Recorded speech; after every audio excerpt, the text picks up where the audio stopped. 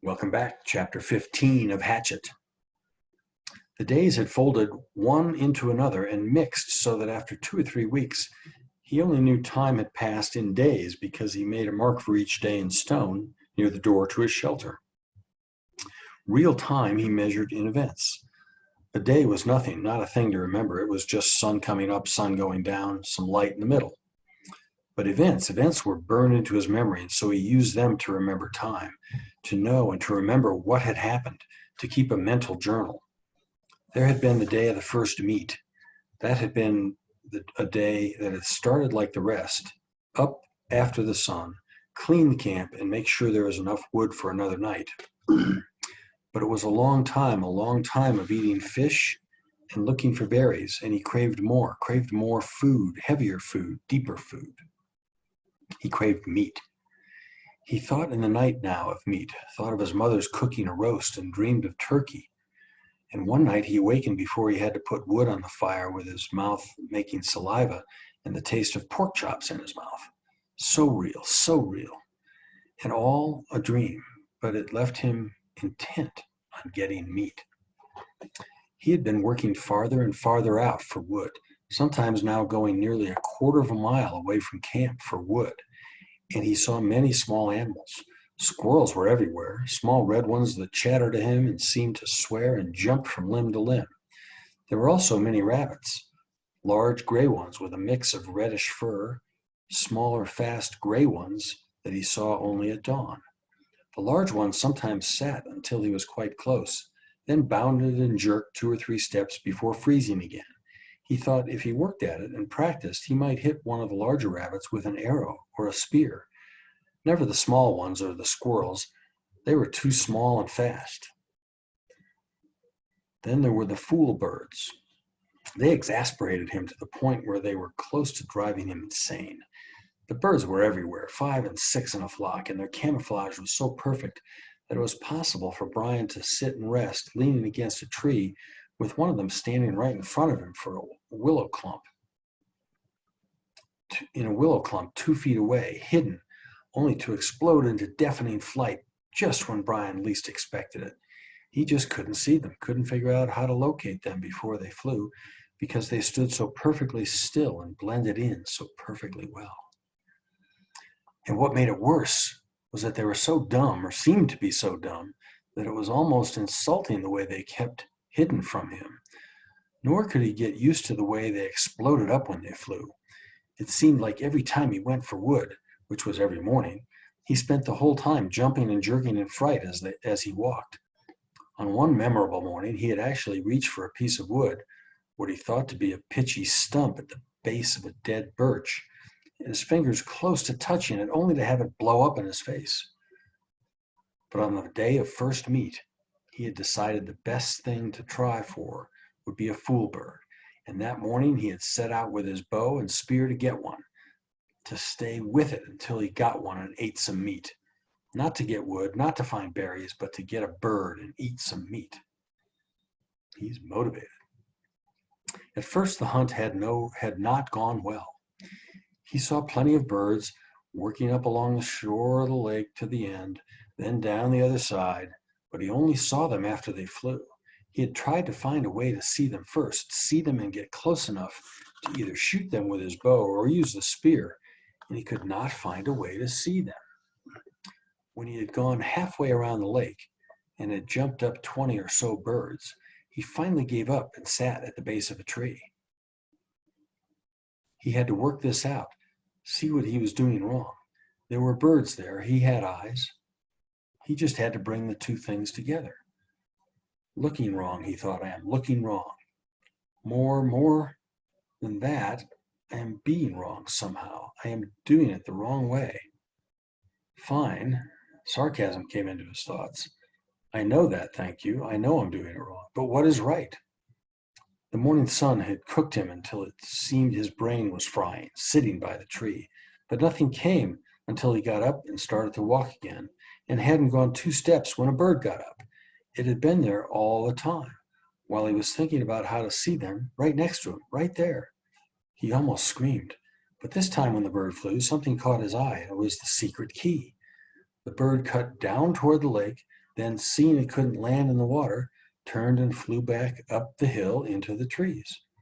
When it turned, curving through the trees, the sun had caught it, and Brian, for an instant, saw it as a shape, sharp pointed in front, back from the head in a streamlined bullet shape to the fat body. Kind of like a pear, he had thought, with a point on one end and a fat little body. A flying pear.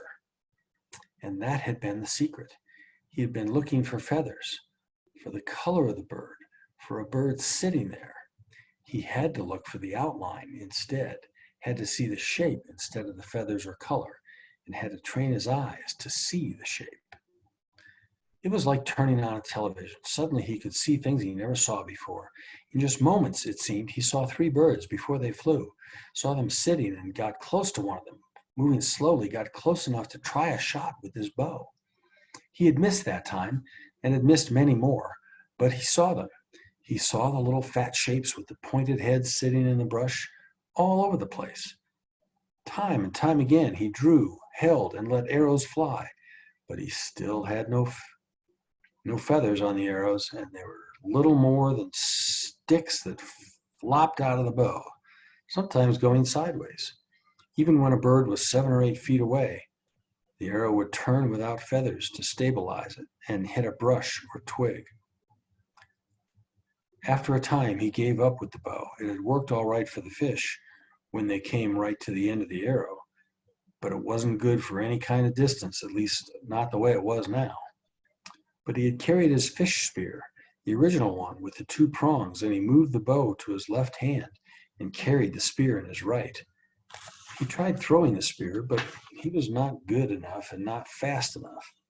The birds could fly amazingly fast, get up very fast.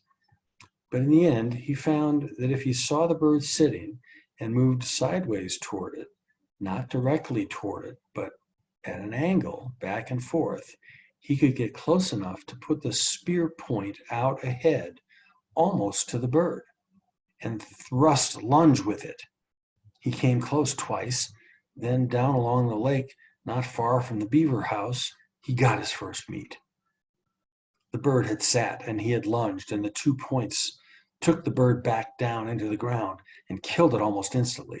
It had fluttered a bit, and Brian had grabbed it and held it in both hands until he was sure it was dead. Then he picked up the spear and the bow and trotted back around the lake to his shelter, where the fire had burned down to glowing coals. He sat looking at the bird, wondering what to do. With the fish, he had just cooked them whole, left everything in, and picked the meat off. This was different. He would have to clean it. It had always been so simple at home. He would go to the store and get a chicken, and it was all cleaned and neat, no feathers or insides, and his mother would bake it in the oven, and he would eat it. His mother from the old time, from the time before, would bake it. Now he had the bird, but he had never cleaned one, never taken the insides out or gotten rid of the feathers, and he didn't know where to start. But he wanted the meat. He had to have that meat, and that drove him. In the end, the feathers came off easily. He tried to pluck them out, but the skin was so fragile that it pulled off as well. So he just pulled the skin off the bird, like peeling an orange, he thought, sort of, except that when the skin was gone, the insides fell out the back end. He was immediately caught in a cloud of raw odor, a kind of steamy dung odor that came up from greasy coil of insides that fell from the bird, and he nearly threw up. But there was something else to the smell as well, some kind of richness that went with his hunger and that overcame the sick smell.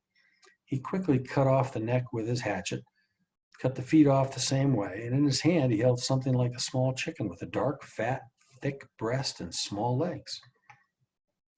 He set it up on some sticks in the shelter wall and took the feathers and insides down to the water, to his fish pond. The fish would eat them or eat what they could, and the feeding action would bring more fish. On second thought, he took out the wing and tail feathers, which were stiff and long and pretty, banded and speckled in browns and grays and light reds. There might be some use for them, he thought, maybe work them into the arrows somehow. The rest he threw in the water, saw the small round fish begin tearing at it, and washed his hands. Back at the shelter, the flies were on the meat, and he brushed them off. It was amazing how fast they came, but when he built up the fire and the smoke increased, the flies almost magically disappeared. He pushed a pointed stick through the bird and held it over the fire. The fire was too hot. The flames hit the fat, and the bird almost ignited. He held it higher, but the heat was worse, and finally he moved it to the side a bit, and there it seemed to cook properly, except that it only cooked on one side and all the juice dripped off. He had to rotate it slowly, and that was hard to do with his hands, so he found a forked stick and stuck it in the sand to put his cooking stick in. He turned it, and in this way he found a proper method to cook the bird. In minutes, the outside was cooked, and the odor that came up was almost the same as the odor when his mother baked chickens in the oven, and he didn't think he could stand it, but when he tried to pull a piece of the breast meat off, the meat was still raw inside. Patience, he thought. So much of this was patience, waiting and thinking and doing things right. So much of all this, so much of all living, was patience and thinking. He settled back, turning the bird slowly, letting the juices go back into the meat, letting it cook and smell and cook, and there came a time when it didn't matter if the meat was done or not. It was black on the outside and hard and hot, and he would eat it. He tore a piece from the breast, a sliver of meat, and put it in his mouth and chewed carefully, chewed as slowly and carefully as he could to get all the tastes, and he thought, never in all the food, all the hamburgers and malts, all the fries or meals at home, never in all the candy or pies or cakes, never in all the roasts or steaks or pizzas, never in all the submarine sandwiches, never had he tasted anything as fine as that first bite. First meat. Sounds pretty yummy. Okay, we'll be back for the next chapter, chapter 16, real soon. Bye for now.